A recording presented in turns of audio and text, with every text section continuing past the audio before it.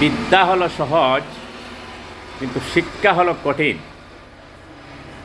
বিদ্যা আবরণে, শিক্ষা হলো আচরণে। মনে রাখবেন এই চারটা কথা, এই চারটা কথা মনে রাখবেন। বিদ্যা খুবই সহজ, শিক্ষা খুবই কঠিন। বিদ্যা হলো আপনার এমন একটা জিনিস, সবাই বিদ্যা অর্জন করা জানে, কিন্তু এই বিদ্যাটাকে শিক্ষায় শিক্ষিত হয়ে আচার ব্যবহার খুবই কঠিন।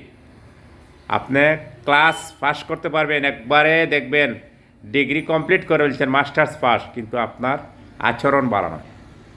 তাহলে আপনি বিদ্যা অর্জন করে কি করলেন? উপযুক্ত শিক্ষা পেলেন না। ভালো লাগলে চ্যানেলটি সাবস্ক্রাইব করবেন।